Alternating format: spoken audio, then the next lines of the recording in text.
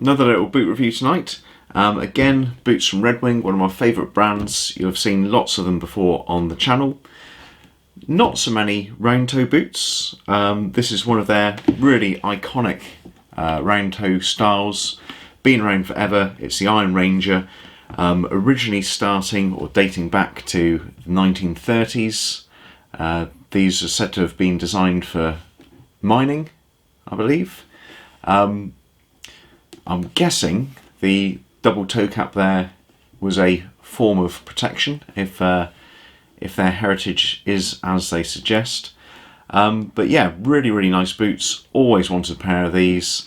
Really fancied either the amber harness leather here that we see here, or they do a fantastic hawthorn mule skinner, which is a sort of a rough out suede tan, I'd almost say almost olive leather, really nice looking. But these I thought were interesting. It's a new sort of leather. I haven't had this leather from Red Wing before, and we'll talk about that a little bit more in a minute. But yeah, something nice and new. Had boots somewhat similar to these before, the blacksmiths, but the blacksmiths are very much simpler design.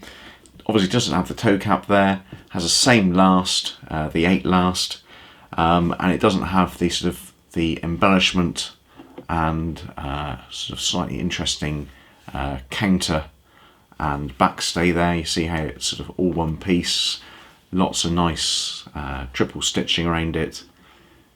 So there's a couple of extra features on these, also the collar swooped down a little bit, which I think gives it that sort of slightly old style look. See that on the Wolverine 1000 mile boots. That's a nice heritage feature. So a little bit more to look at than the blacksmiths. But if we start off, the thing which drew me to these boots was the amber harness leather. Hadn't had it before. Initially it looks really quite flat, so fairly consistent coloration on there. It's a full grain oiled leather, really nice waxy feel, and this is one of the most durable leathers you can get. As the name would suggest, harness leather. Its true purpose and its main purpose is in horse riding tack, so saddles and so forth. Really needs to be hard wearing for that. Also very resistant to water ingress and staining. So yeah, should be a nice leather to give a try. Apparently it's quite hard to break in. I had a quick try on one of these. The fit's great, and we'll talk about fit in a minute. But yeah, this isn't going to be one of the more easy boots to break in, if I understand correctly. But break in, we all have our tricks to get around that. In terms of care, I think they recommend the mink oil, the all natural boot oil there. Not my favourite product from Red Wing, or anyone else actually. It does tend to darken the leather quite a lot. I do use it on the sawmills here, which are in the Briar oil slick leather. Initially I thought that was pretty much the same thing, but a little bit of a darker look to it. Absolutely great on these, but if you want a bit of patina, I think there's better products than this, so I'll probably try something different for these. Repeatedly people recommended the Bic 4 boot oil. Apparently it doesn't darken the leather at all, so you really get that sort of nice patina formed, but we'll see. It'll be a few months to go before I want to treat these at all. So moving on to fit, as I said earlier, same last as the blacksmiths, so that's the last 8. Designed, obviously it's a round-toed last, and it's what they describe as a bump toe, so there's plenty of room for your toes to wiggle around in the toe box there. That's really what that last is about, just a bit of room in the toes on a round toe model. I've gone down half a size on these. That is my current recommendation. That's what I found to work really well on round toe models. So the Rovers, now discontinued, breaking in nicely. Nice patina on that rough and tough leather. And the chuckers, which I've only just started to break in, they're going pretty well. That's on the original, or Oro original. Oro meaning golden, which someone told me the other day, which is really helpful of them. So yeah, slightly different leather, but round toes, half size down, and that seems to work really well. On the mock toes, like the sawmills up here, the 875s and 1907s that I've featured before, I'm still going true to size. Your mileage might vary, but that's what I've found to work for me. So these have gone down half a size, pretty roomy around the toe box. I'll be breaking these in with fairly thin socks because initially they're quite snug, but I think they'll break in absolutely fine. So really key recommendation there, half size down on the round toes is what I found to work. I went true to size when I had this last for the blacksmiths, and I just couldn't get on with them. They were a bit too long, and when you have boots which are a little bit too long, you get creasing just where you don't want the creasing. It pinches your toes, and I think it makes the boots look slightly odd when you're wearing them. They're a bit too big. So the blacksmiths I've sold on, simply because simply because I got the sizing wrong. So half size down, I think these are going to work out great. So I guess what we probably need to do is come in and look at some of the details. Coming in for some close-ups here, we'll start off with the sole. You've got the Vibram mini lug sole. In this instance it's in brown. Previously I had it in black with the blacksmiths. Nice stitching all round. What I really like is the low profile, yet it's still got that sort of grippy lug pattern there. It's got a heel unit which is nailed on. You might be able to see the nails glinting in there. Not quite on camera, but that heel unit's nailed on. All attached with a Goodyear welt construction. So as we always say, that's recraftable, so you can get these resoled. You can also swap out the soles if you wish at that point. Now this is slightly unusual for a Red Wing boot. This is a 270 degree welt, so it's stitched all the way around from just past the beginning of the counter around to the other side, and the heel unit is, I think, stitched from the inside. Now I don't really know what the benefits of a 270 degree welt is. If anyone's got any thoughts on that, please let me know. What I do observe is it gives a lower sort of appearing profile on the heel, so the heel appears less wide. If you look at let's say look at the chuckers here, they've got a distinct step out onto the sole, and the back there just gives that sort of slightly wider look. This looks more sort of tapered, slim, smarter maybe. So if these were formal shoes, maybe that'd be the choice. Not sure. If you know about the 270 welt, let me know what you think about it.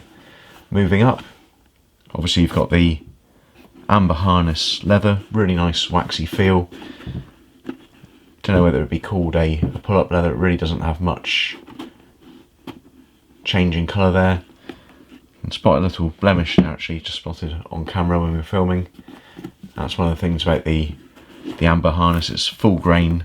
It's got a bit of character in it. Really nice.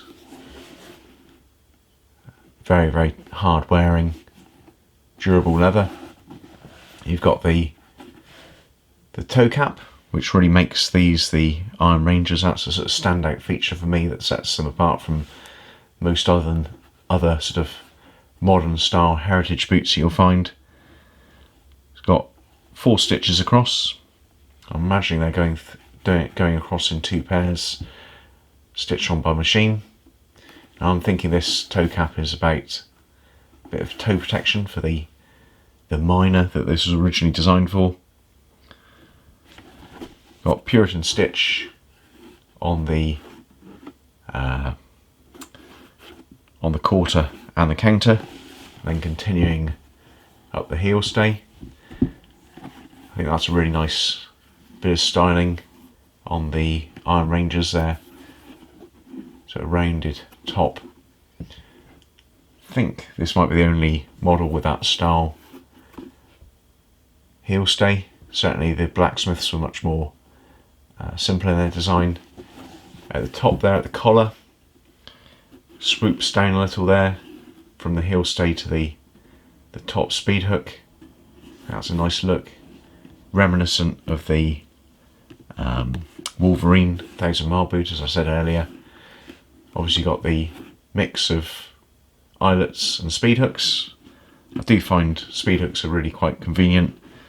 Helps out getting the boots on and off. The trade-off is that sometimes they'll catch on your trouser cuff, but that's no big problem. Got the Teslan laces. I think these might look quite nice with a leather lace actually, so I might swap that out at some point. Obviously a bellows tongue, and we'll take a look at that with a second boot here where I've taken the laces out.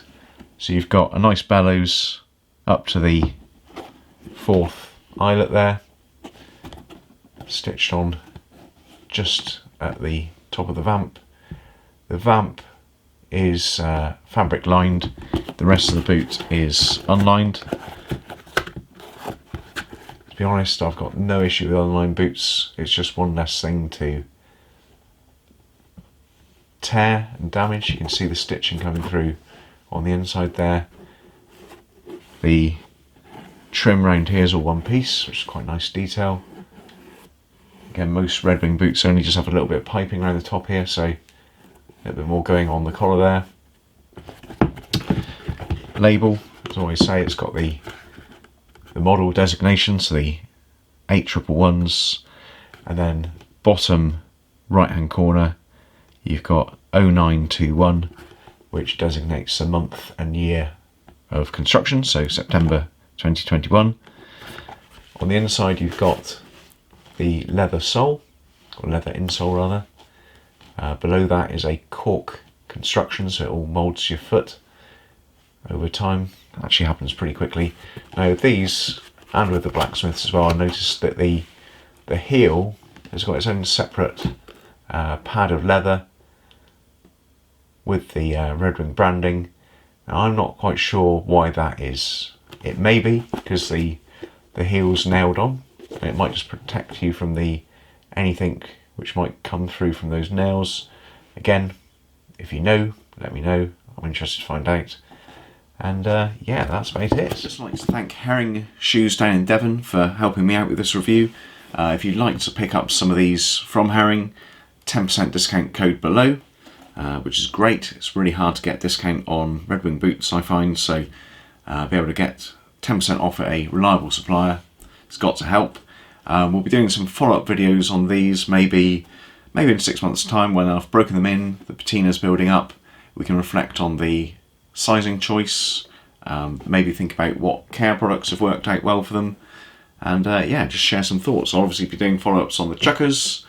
I think the sawmills probably deserve a follow-up video at some point. They've been absolutely great. These are my outdoor, wet weather walking boots really. That Vibram sole is always great off-road. And yeah, lots more content to come. If you haven't seen the channel before, please check it out. Boots, denim, bit of everyday carry, fountain pens, pen knives, that sort of stuff. Bit of stuff on running, a bit of guitar. If you love it, if you subscribe, please check it out. If you found this video helpful, please give it a thumbs up. If you've got any thoughts on these boots, if you've had them, or have any thoughts on the Red Wing brand, do share it in the comments below. It's always interesting to hear what people think. And that's about it. Okay, thank you very much. Bye-bye.